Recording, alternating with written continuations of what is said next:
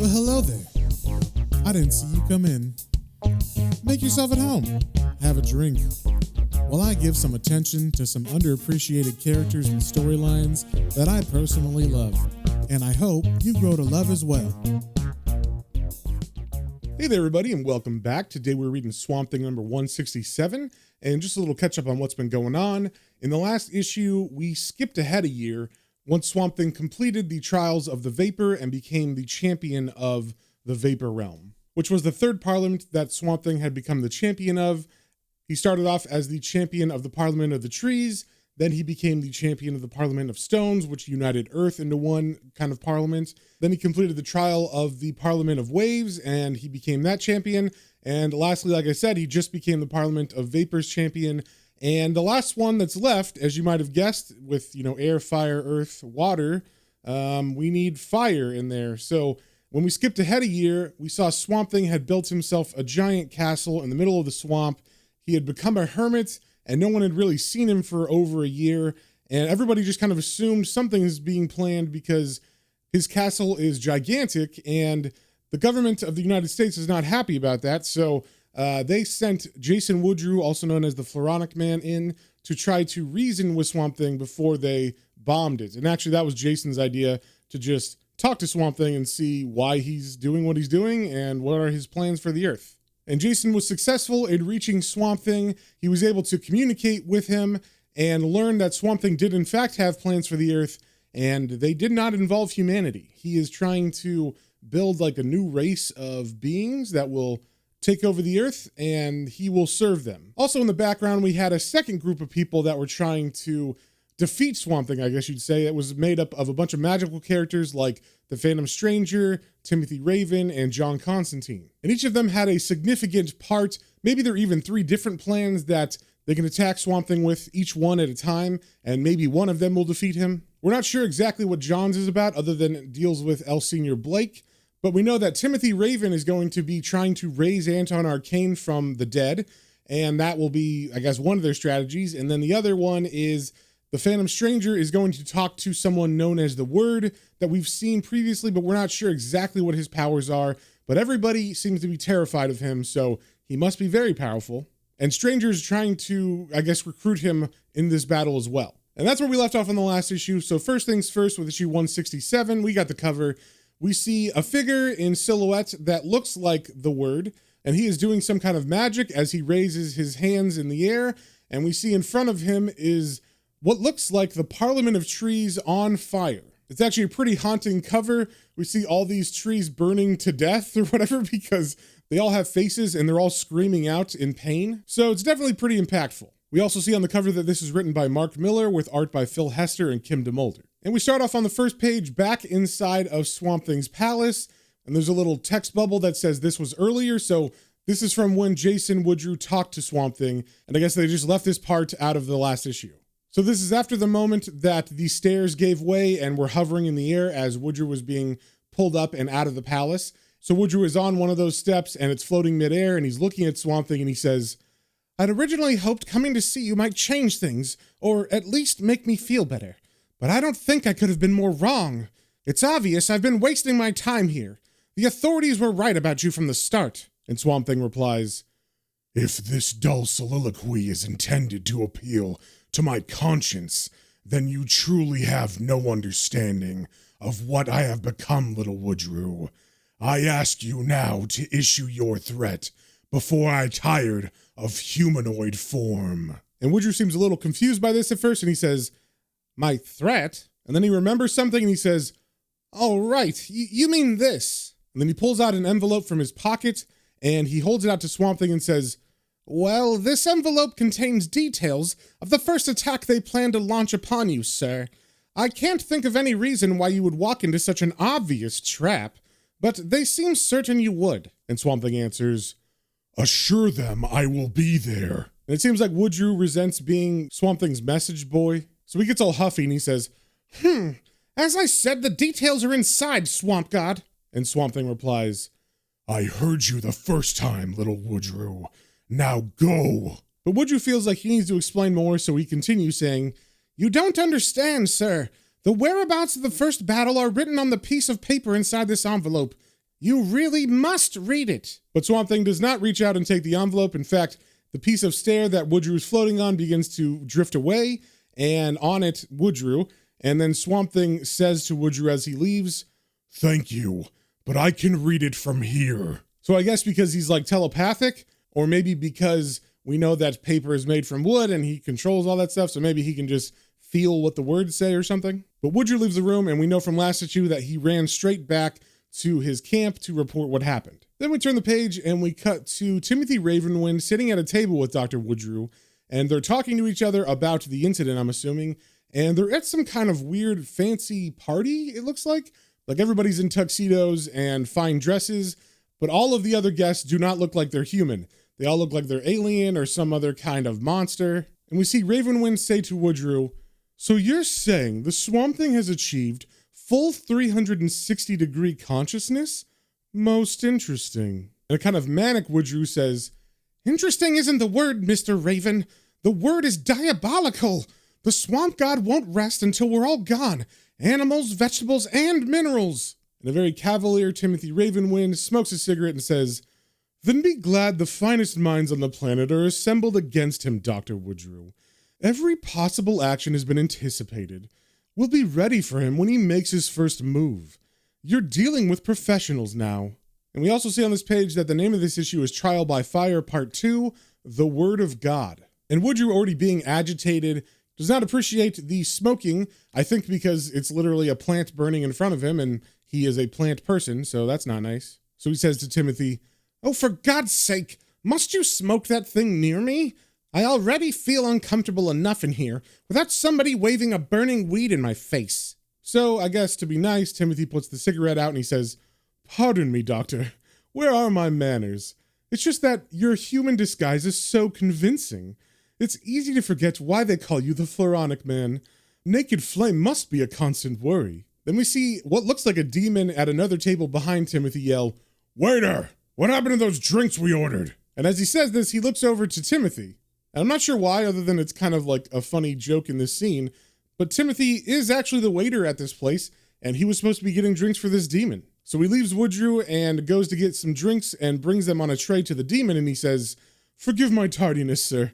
I spotted a friend at the next table and found myself riveted by his conversation. Feel free to request my dismissal from the management when you've finished your meal." And the demon replies, "I should think so too, you worthless piece of shit." And as odd as that was, Timothy just walks back to the table with Woodrue, and as he approaches, Woodrue says, "Request your dismissal? Why do you do this to yourself, Raven? It's not as if you need to wait tables to make money." And Timothy answers as he sits down, "I sought this job for the same reason Sargon and all the other great sorcerers alternated between good and evil, Doctor. The deconstruction of ego is an essential exercise for any magician. Although, I must confess, groveling to bundles of snot such as these can be wearing at times." And then Woodrue takes a sip of a drink that was put in front of him by Timothy, and he says, "Ach, what is this stuff? It tastes like sour milk." And then Timothy replies, "There's a wise old saying here, Dr. Woodrue. If you have to ask, it's better that you never know." Then we see the demon from before is taking a sip of the drinks that Timothy brought him, and he gets all mad and he says, "Bleh, these drinks taste like cold urine. Waiter!" And he stands up and smashes his fist on the table, and he yells to Timothy, "Did you piss this wine through your cancer-ridden dick or something? It's disgusting!" And Timothy doesn't seem to care. In fact, he seems pretty annoyed by this guy, so he says, "That's it. I've had enough of this oaf. We're trying to have a civilized conversation here." And then he snaps his fingers, and we see the demon turn into a frog. And Timothy continues, "So much for deconstruction of the ego. Perhaps I'll start again tomorrow." And then he focuses back onto Woodrue, and Woodrue says, "Is it true, Raven? Do you really have cancer? Certain rumors have been circulating around the lodge about your health recently." And Timothy replies, "A hereditary illness, I'm afraid. Cancer claimed my dear sister, and now the wretched disease has me in its sights. Cancer is just one in a long line of attempts this planet has made to put an end to the human race. Cancer, Ebola, the Swamp Thing, they were all created by the Earth with the same genocidal purpose in mind." And Woodrue says, "We might all die if the Swamp Thing isn't stopped. Let's hope this demon you plan to invoke is every bit as terrible as they say. What's his name again? Arcane? And the second that Woodrue says the name Arcane, the entire club goes silent and they all stare at the two of them. And it seems like Timothy realizes this might be a threat or something, so he grabs Woodrue by the shoulder and he stands with him, and Timothy leads Woodrue out of the club, and as he does, he says, "A pleasure to see you as always, Dr. Woodrue. Now, let me call you a cab before you find an opportunity to open your enormous mouth and place your foot inside it once again." And as they get to the street, Woodrue says, "I'm sorry if I embarrassed you in the club, Raven. I'm really not used to being around ordinary people, let alone extraordinary individuals like that." And Timothy replies, "It doesn't matter. These occult watering holes sometimes have very old codes of conduct, which I fear they follow with a little too much vigor sometimes. They'll find out about Arcane soon enough." And then Woodrue asks, "When are you leaving for Louisiana? We told the swamp god you would face him in little less than 2 days' time." And then Timothy lights a cigarette and he says, "Calm yourself, Dr. Woodrue. Everything has been taken care of. An army helicopter will pick me up at the ungodly hour of 7 a.m. tomorrow, which doesn't leave you and me much time for a drink. Perhaps you would like to go for a nightcap somewhere." And we see Woodrue pause his walk, and he kind of looks shaken by that, and he says, I'm not sure that's such a good idea, Raven. I don't know if this is really my scene."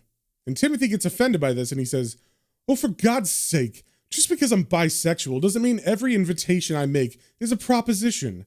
I do have some standards, Woodrue. I draw the line at plant people." And of course, this makes it all awkward between them, so Woodrue looks and he sees a cab and he says, "Look, I'm going to find myself a cab. It's getting late and I don't have time to listen to this. I've got to work out my own attack with Constantine." And a very offended Timothy says, "What's the matter anyway? Scared you'll catch Dutch elm disease or something?" And as Woodrue gets into his cab, he says, "They told me you were a little more professional." And Timothy fires back, "And they told me the plastifletch you spray across your timber frame was a little more attractive, sir. What do you have to say to that?" But Woodrue doesn't say anything. He just gets in the cab and it drives off. And Timothy under his breath says, "Bloody Americans." And I'm not sure if Mark Miller got this wrong or if later on Timothy ended up being retconned as British, but in the original 70s Swamp Thing run, Timothy and his sister are in New England when they're being chased by the villagers and Swamp Thing saves them. So I thought he was American too, maybe I'm wrong. Or maybe Timothy has lived abroad for the rest of his life and he doesn't consider himself American anymore. I also find it funny that Woodrue was freaked out by Timothy's bisexuality, and he said he's going to be with Constantine to plan his attack. But by this time in Hellblazer, for sure John has already been said to be bisexual as well, so maybe he just doesn't know that. So we turn the page, and we cut to downtown New Orleans, and we see Chester and Abby are having lunch together. And it's pretty casual, they're just having some burgers. And it's weird because this burger place looks like it's called Burger Clown or something like that, because there's a clown on the sign, and there's also a clown walking around them with balloons. But they're not really paying attention to him, and Chester says to Abby as they sit down, "To be perfectly honest, this isn't really what I had in mind when I said we should meet for lunch. I mean, maybe some lentil broth in a nice vegetarian restaurant? Not blood burgers served up by one of the Western world's most evil corporations." So just from that, I guess we're supposed to assume this is like the McDonald's of the Swamp Thing world. And Abby replies to him, "Give it a rest and sit down, Chester. It's not like eating the burgers is compulsory. And besides, they do blueberry pie and fries for vegetarians." And Chester fires back, "Yeah, right. Plastic blueberries and reheated fries. I don't know how you can eat this junk, Abby. You would never have been seen dead in a dump like this when we used to hang out together." And as Abby takes a bite of her hamburger, she says, "I don't know. I guess maybe this stuff is sort of fun after all those years of healthy eating with Alec in the swamps. Now it's like I can't get enough crap TV or special sauce, you know? It's playing havoc with my waistline." And Chester says, "I guess I could compromise my principles and sit here for a little while, right? It's not every day an old friend calls me up at school and asks me for help. And you still look fine to me, Abby." And then Abby gets a very serious look on her face and she says, "Thanks for coming, Chester. I mean it. It's times like this you realize how few people in life you can depend on when the weird shit really hits the fan." And then Chester, with an equally serious face, looks at her and says, "It's not like you're the only one wrapped up in all this bizarre stuff." And then he reaches in his coat pocket and he pulls out a card, and it's the same card that she got from the government agents in the last issue. So it seems he was also visited by them, and he says, Those heavy men and black dudes paid me a visit too. They left this card, asked me all the same questions about Alec and Tefe, then they disappeared like they were never there. And he hands Abby the card and she looks at it and says, "What do these people think we are? They're saying my husband and daughter want to destroy the world, and they're treating me like I'm their accomplice. Jesus, I haven't even seen Tefe in 3 years." And Chester says, "You know, I read all those things about Alec in the papers, and I kept coming to the same conclusions. People are afraid of stuff they don't understand. Monster legends just get bigger every time some guy tells them to his friends. I mean, let's take a look at the facts. You were probably the last person to speak to Alec before he shut himself off from the rest of the world. You know him better than anyone, right? Do you think he's capable of doing all the terrible things they say he's planning?" And Abby answers, "I don't know, Chester. I wish to God I knew for sure." Then she kind of looks down defeated and continues saying, "You should have seen the look on his face that night in the bayou. Even his voice sounded different. He was so cold and removed.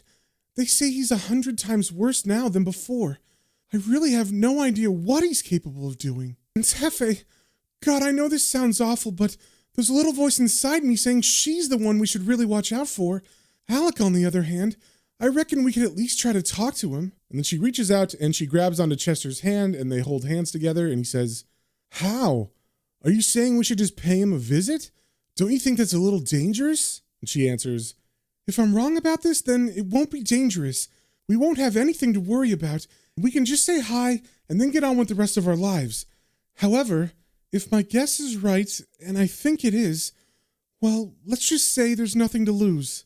And while they've been talking, we've been seeing that clown walk around them, giving balloons to children, but it definitely seems like they put him in the panel on purpose, and it seems like he is some sort of spy because the second they finish their conversation, the clown walks over to a payphone, and he makes a call to someone, and he looks very secretive as he does it. Then we turn the page and we cut to somewhere where we haven't been for a very long time, and that is the Parliament of the Trees. And we see Lady Jane, who we haven't seen for a while as well, and she's walking amongst the members of the Parliament. And just in case you don't know, because it's been a while since we've seen her, Lady Jane was another elemental that was introduced in the Nancy Collins run. Her and Swamp Thing had a bit of an affair, and at the end of the Nancy Collins run, she took Tefe, who is Swamp Thing and Abby's daughter, and brought her to live in the Amazon so that she could teach Tefe how to use her powers. So as Lady Jane walks among the Parliament, she says, "The child looked troubled today. I spoke to her briefly this afternoon, after she completed the task I set for her in Buenos Aires, and she told me how depressed she was. She asked me how much longer she had to train before we released her. I detected a certain bitterness in her voice for the first time since we brought her here. It seems Tefe is no longer content to learn at the feet of the Parliament of Trees. She wishes to return to her natural parents as soon as possible. My attitude towards such insolence is usually firm, but 3 years training here in Patagonia must seem like an eternity to someone so young. We should not forget that Tefe is still half human, regardless of the many gifts bestowed upon her. She asked me, 'Lady Jane, when can I go back home and see my mother and father again?' To which I had to confess I did not know the answer. The future of everything we have worked for hangs in the balance, and yet my thoughts are with a little girl who wishes she were somewhere else instead. Perhaps the human half of her bisected personality is having an unpleasant effect upon me." And then she stops in front of one tree and says, "Well, what do you think? Considering you're the only member of the current Parliament of Trees who still remembers how to talk, I would expect some sort of response." And the tree that she's talking to is one that we've seen before, but it was so long ago, so I'll just remind you what it is. It is the tree that always has its head turned up towards the sky so that its eyes and mouth are full of water whenever it rains. And I believe that this is the member of the Parliament who was created when a pilot during World War I was shot down by the Red Baron and then crashed in a swamp-like place in, I think, Germany or somewhere in Europe. So to the question that she asked, the tree replies, "Your point of order has been noted and overruled, Lady Jane. The Parliament is now considering a new motion which has came to our attention. Tefe's elemental training must grind to a premature halt. Events are moving faster than we anticipated, and our plans must change accordingly. We ask you now, with the greatest respect, to remain silent while an emergency session of the Parliament considers these developments. And before she leaves, Lady Jane wants to ask a second question, so she says, "Supplementary question. How can you expect me to remain silent when such an outrageous proposition is put forward? The child's development as an elemental warrior is our number one priority. Nothing should stand before it." And the tree answers, "If the right honorable lady will allow me the courtesy of a reply, she should not forget that the future of us all depends on the battle ahead. A most grave message has arrived from one of our elemental sources. The word has already been unleashed. Now, follow the procedure we have prepared for many times in the past. Nothing has changed except the fact that this operation will begin sooner than we previously anticipated. Tefe must leave with her training incomplete. When she returns from her aerial exercise, you will send her into the Founder's Grove alone, where the Father Tree will explain everything. This may be the last time any of us sees her." Then we see a little shadow appear on the ground from something flying overhead, and Lady Jane looks up and waves and says, "Here she comes, punctual as always." And as Tefe lands in front of Lady Jane says, "Now listen carefully, Tefe. I have a great deal to say and very little time in which to say it." Then we turn the page and we cut to Timothy Ravenwind, who is inside of a house, and it kind of looks like a big, decrepit old mansion or something. And on the inside, he's standing in front of a table looking at a bunch of maps of the Earth, and there's a text box that says, "Extracts from the private diary of Timothy Raven, the last of the Ravenwind witches." And over these panels of Timothy looking at the maps and walking around this home, we get some text that is the journal entry, and it says, "The helicopter ride from New York to the state of Louisiana was most exhilarating, but the Army barracks accommodations they threatened to provide was an insult to my status as a world-class magician. Fortunately, I managed to find a place of my own. Although the hotel was modest, it was quite enough to let me focus upon my mission. Dinner sounded unappealing, so I spent the night memorizing maps of the swamps drawn up by military psychic cartographers."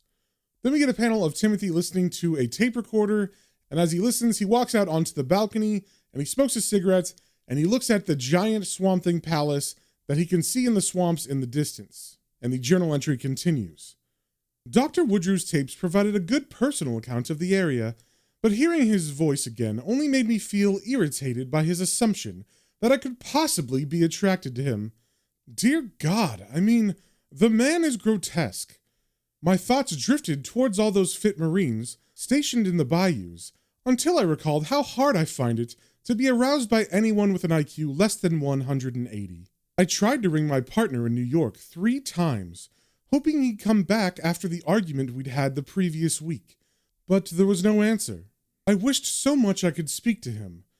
Looking out across the kingdom built by the Swamp Thing, I had the strongest impression I would never see his handsome face again." Then we turn the page and we see Timothy is in a new place now.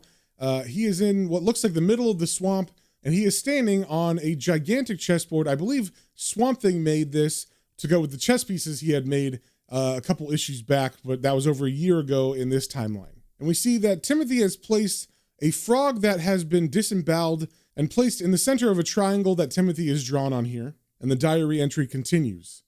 "The invocation took place the following day. Located a gigantic chessboard in the middle of the swamps and decided this was the ideal place to summon Anton Arcane. There was no possibility of turning back now. A blood sacrifice was needed to give the demon a material base in our world, so I crucified a bullfrog within the confines of the triangle where I hoped to trap him. Unable to resist the symbolism, I chalked a circle of protection for myself upon the white square opposite. There I hoped I might be safe as I welcomed Arcane to the land of the living once again. The enormity of what I was about to do was not lost upon me. This was no ordinary summoning. Then we see Timothy get into a magical stance, and he raises his hands, which are glowing now with magic, and it looks like he does some kind of incantation, and the journal entry continues. Arcane was a name feared even in the deepest pits of hell, and yet his invocation was intended by the Grand Lodge as a mere distraction for the Swamp Thing, a device to occupy his time until the word was ready to begin his attack. In the end, things didn't exactly go according to plan.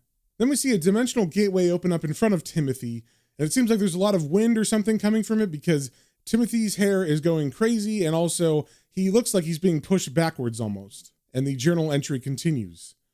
2 great lodges exist upon this world. One is dedicated to the notion that mankind is diseased and must be replaced by something better at all costs, regardless of shape or form. The other, to which I and a large number of overlapping people belong, wish instead to inspire mankind to greatness. We have sworn to do anything within our power to halt the ambitions of the First Lodge, no matter how unspeakable.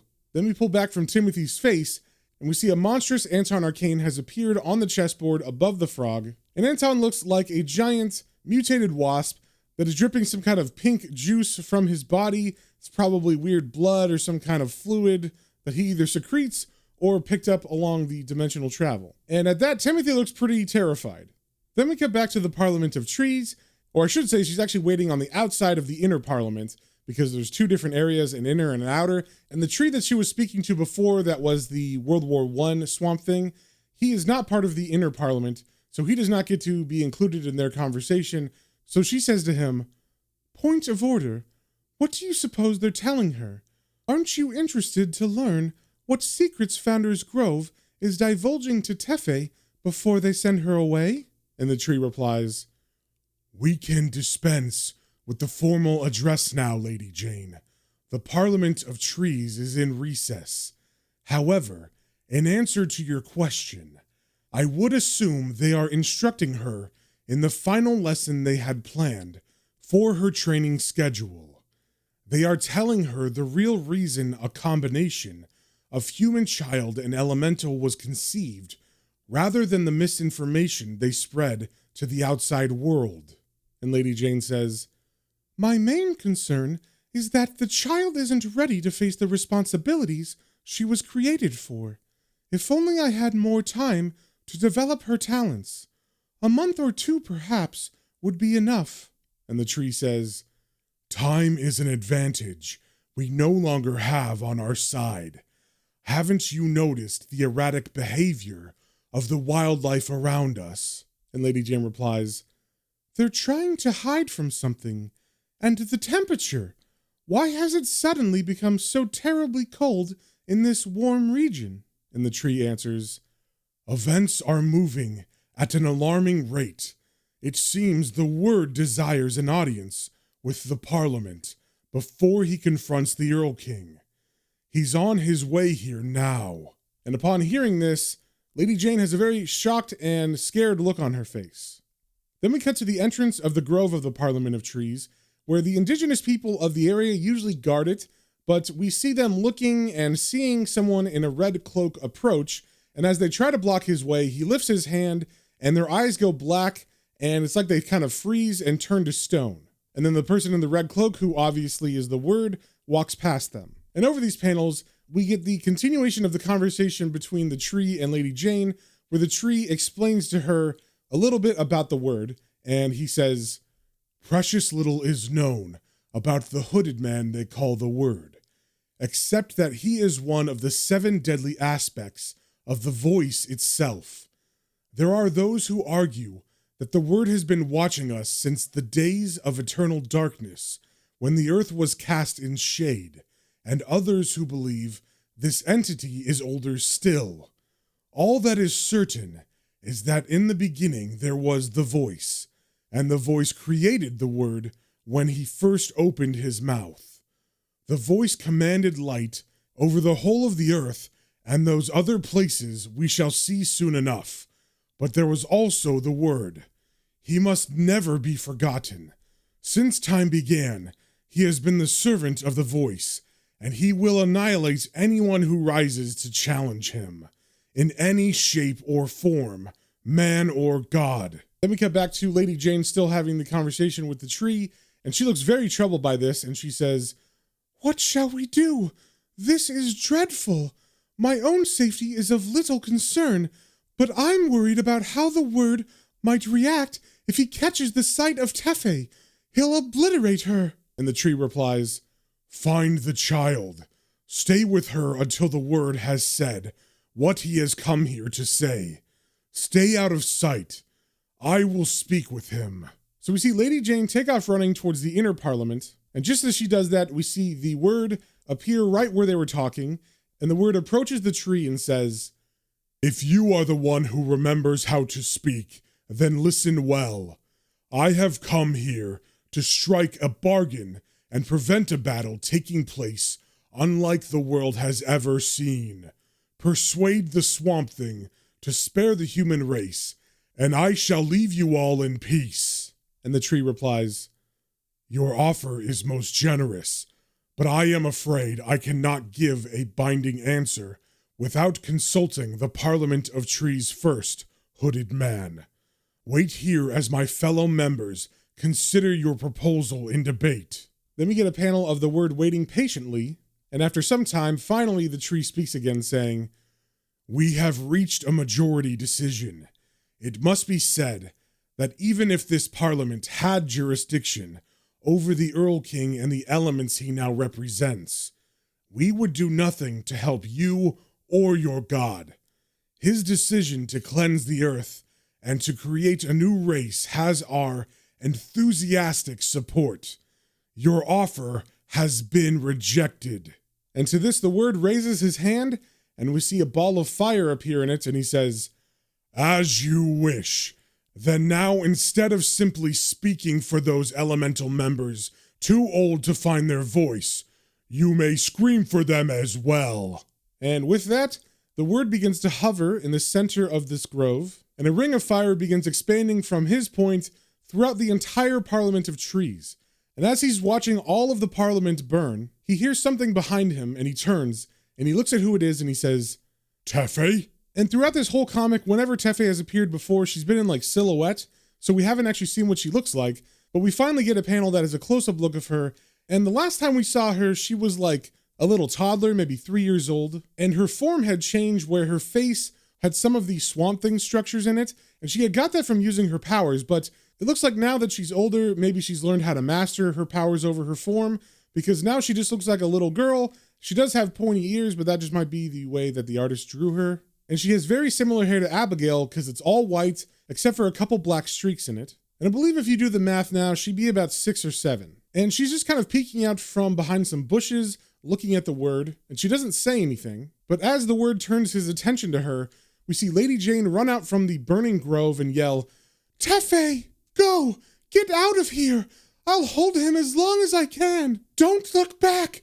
Just go!" And to that, Tefe takes off flying, and she is easily out of the range of the flames, so she seems pretty safe. And the word, who looks a little annoyed at Lady Jane, turns around and he puts his hood back up, and as the fires engulf the forest around them, Lady Jane looks at him and puts her hands up and says, "Okay, let's get this over with." Then we turn the page and we cut back to Timothy, who is still on the chessboard, staring at Anton Arcane, and Anton isn't really doing anything, he's just hovering in the air, slightly above the chessboard. And Timothy's journal entry continues, saying, "John Constantine and the Floronic Man were waiting to take my place should I fail, and, lurking in the shadows, the entity they called the Word was also on my side. But I was determined to succeed. If the demon needed a human body, then so be it. I had already decided that I would be its host, regardless of the cost to myself." So we see a very resolute and sweaty Timothy step out from his circle of protection, and he walks into the triangle area that is just below where Anton Arcane is hovering. And over these panels, the journal entry continues, saying, "The first step, I remember, was the hardest to take. I placed a foot outside the circle I had formed as a means of protection. I stood there for what felt like an eternity, transfixed by this monster who would soon look upon the world through my eyes. And I will admit that I have never known such fear in all my life. Eyes closed, I took the second step. What came next is indescribable. And in the last panel on this page, we see Timothy's face being engulfed by a bright white light. Then we cut back to the grove of the Parliament of Trees, and all of it has been completely burned and incinerated. And as the word walks away from the grove, we see the body of Lady Jane is smoldering dead on the ground. And that, my friends, is the end of the issue. So if you guys have any comments, questions, or suggestions, you can email me at planestrains.and-comicbooks, all one word, @gmail.com. And remember, until next time, stay swampy.